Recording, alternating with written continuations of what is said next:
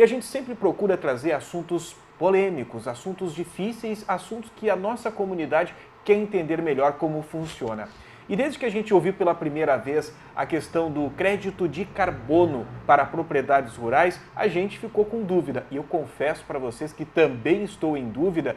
E agora há pouco, durante o intervalo, eu estava conversando com o convidado de hoje, que é o Emerson Pérez, da empresa AGTEC. Ele volta aqui no nosso programa mais uma vez para falar sobre assuntos que são de grande relevância aqui para a nossa região. E eu confesso, Emerson, que eu estou muito confuso nessa questão do crédito de carbono. E boa parte dos produtores rurais aqui da nossa região também estão. Afinal, o que eu vou ter que pagar da minha propriedade rural? Essa é a principal dúvida, né? Claro que existe todo um contexto por trás desta questão, mas o produtor quer saber quanto ele vai desembolsar, se é que ele vai precisar desembolsar, dependendo da propriedade rural. Emerson, o assunto de hoje ele é complicado, de certa forma que espinhoso também para os produtores rurais. Seja bem-vindo novamente. Prazer retornar aqui, Gil. Bom, é um assunto que para nós técnicos também a gente vem estudando muito, porque ainda não tem nenhum norte brasileiro ainda para seguir. Outros países já estão bem mais adiantados, mas nós ainda estamos no passo de regulamentação do crédito de carbono, né? Tem um projeto de lei que foi votado no Senado, agora voltou para a Câmara, foram embutidas ali 40 emendas para te ver o quão é criterioso. A ex-ministra Tereza Cristina abraçou um pouco esse projeto aí para conseguir resguardar um pouco o produtor rural.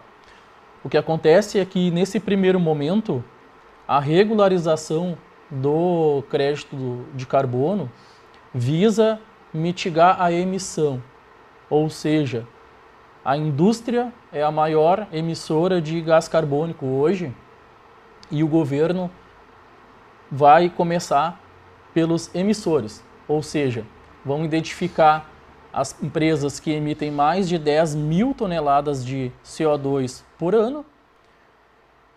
A partir daí, baixando a régua, vão começar a investigar as empresas de menor emissão até chegar num ponto em que consiga fazer a mitigação dessa parte grossa, assim, dizendo, para que consiga entrar dentro daqueles acordos mundiais do clima, né?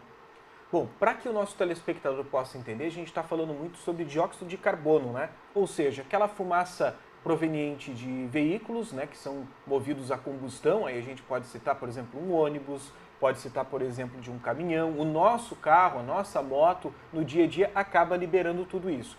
Só que os grandes emissores, os maiores emissores, são as indústrias. Então, neste primeiro momento, esse projeto de lei, vale lembrar que ainda não foi aprovado, né? Ele ainda está em discussão, como o próprio Emerson falou, diversas emendas já foram apresentadas para esse projeto, para que ele seja colocado em prática. Bom, Emerson, existem países que já estão trabalhando sobre isso e é feita uma cobrança em dólar dessas empresas, e isso futuramente deve chegar também nas propriedades rurais. Exato. Inclusive vai ter negociação entre países. Estados Unidos, Rússia, China são os maiores emissores de dióxido de carbono. São os maiores poluidores. E eles não têm mais como mitigar essa questão porque são potências mundiais, não podem diminuir a sua atividade e não tem mais matas preservadas como nós temos no Brasil. Nós temos 66% da nossa vegetação preservada, né? Isso, por um lado, impede a nossa agricultura e o nosso desenvolvimento, mas ali adiante eu acho que vai vir de encontro com que o produtor precisa, pelo menos, para ter uma remuneração em cima dessa área que ele preserva. Hoje nós temos aí uma propriedade rural no Rio Grande do Sul que é um pouco diferente, né? O que está antropizado, o que já foi mexido pelo homem, fica, mas no norte nós temos aí 80% das propriedades sendo preservadas obrigatoriamente, podendo utilizar apenas 20% da área. E isso vai gerar créditos de carbono, porque agora entrando no nosso produtor grande, pequeno, médio, né? Para o produtor que está em casa agora, que está curioso, para saber como isso pode funcionar.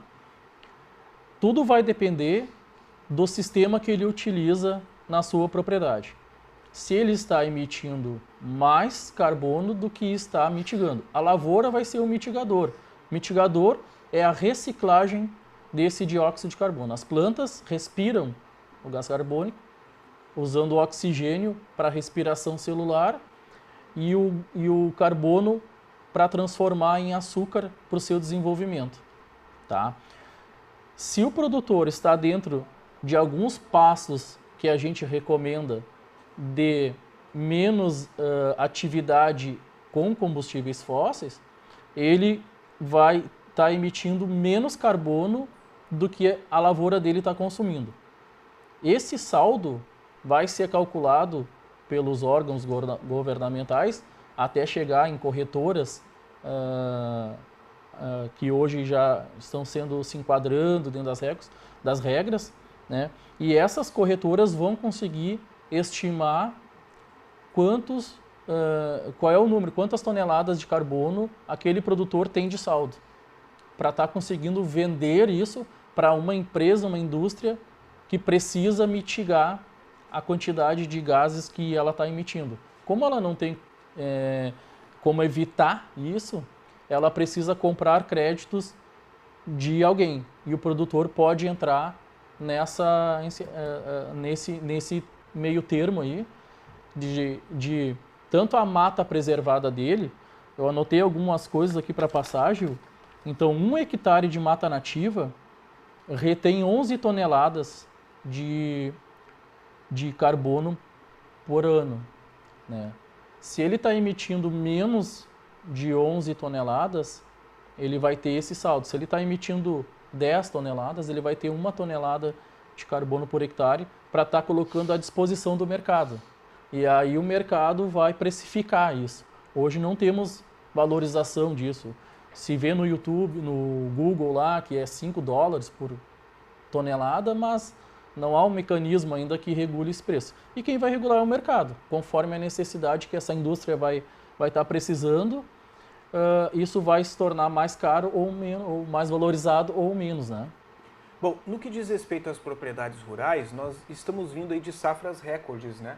E acredita-se que boa parte desse recorde de produção de alimentos, inclusive o Rio Grande do Sul é um celeiro, né, de alimentos para o mundo.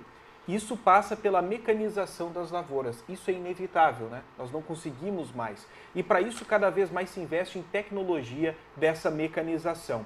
Na prática, o que nós vamos começar a ver em breve vai ser esses produtores rurais migrando para equipamentos mais modernos, equipamentos que emitam menos gás carbônico durante o seu processo de mecanização das lavouras, ou seja, a tecnologia empregada nos equipamentos utilizados nas propriedades rurais vai ser um fator fundamental para auxiliar esse produtor a reduzir os seus custos, né, e quem sabe até obter lucro através dessa questão.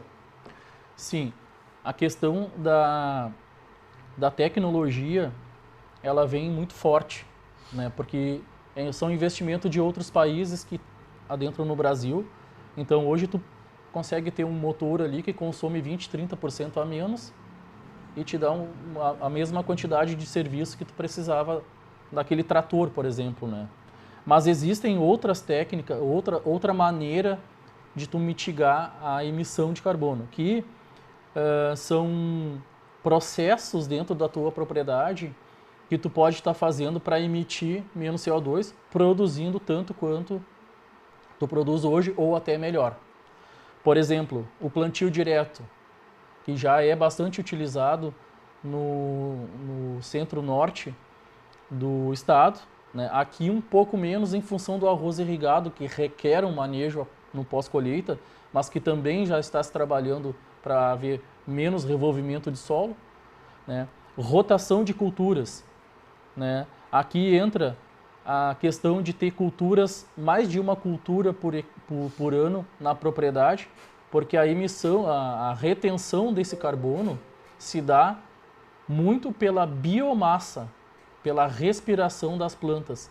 E quando tu tem uma biomassa naquele mesmo hectare, tu vai estar retendo muito mais através da respiração das plantas do que emitindo quando tu preparou aquele solo. E se tu não preparou ele, apenas usou o trator para plantar no plantio direto, melhor ainda, né? Integração lavoura, pecuária, floresta, recuperação de área degradada. Uma área degradada, ela não mitiga, ela não recicla nada de carbono, né? E o tratamento dos resíduos que são gerados dentro da propriedade, evitando lixo, evitando essa questão aí do retorno, né? Bom, então, na prática, os produtores rurais que estão nos acompanhando, eles não precisam se apressar nessas questões todas. Claro que é bom já ir buscando um conhecimento, porque mais cedo ou mais tarde esse conhecimento vai ser necessário, mas não há motivo, por exemplo, de correria. Não. A recém que vai ser feito a votação do projeto, né? Esse projeto foi para a Câmara, foi votado, foi para o Senado, foi acrescentado as emendas, voltou para a Câmara para ser aprovado. Acredito que vai passar agora sem restrição nenhuma. Mas, num primeiro momento, o projeto está visando a emissão através das indústrias, né, que pelo o seu poder de fábrica acaba emitindo muito gás carbônico. Identificando quem está emitindo, aí é o segundo passo de identificar quem está preservando para conseguir fazer essa negociação entre as partes, né? Quem está emitindo precisa ser responsabilizado. Se ele não consegue diminuir a emissão, ele tem que comprar de quem está com saldo, e o produtor vai ser remunerado por aquilo que ele é obrigado a preservar.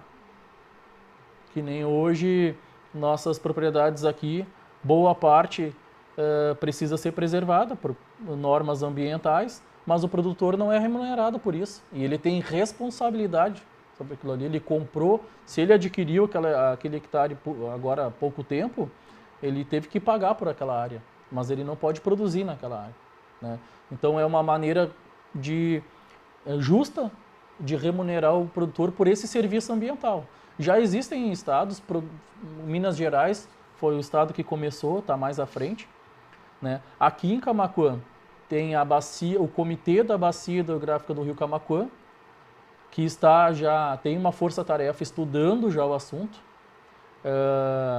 Nós podemos trazer mais adiante como é que está esse projeto da bacia do comitê, né, que já visa conseguir alguma remuneração para o nosso produtor do município e arredores. Muito bem, a gente vai ter, inclusive, o seu Vilmar Ferreira, grande conhecedor dessa questão aí, que vem acompanhando de perto, né, estaria participando do programa hoje, mas devido a questões pessoais não se fez presente, mas ele vai vir em uma outra ocasião para falar um pouco mais sobre esse tema.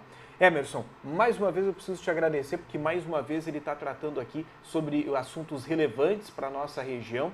Tenho certeza que virá mais vezes para falar sobre outros temas importantes. Sempre à disposição, Gil, para trazer informações para a nossa população e principalmente para o nosso produtor rural.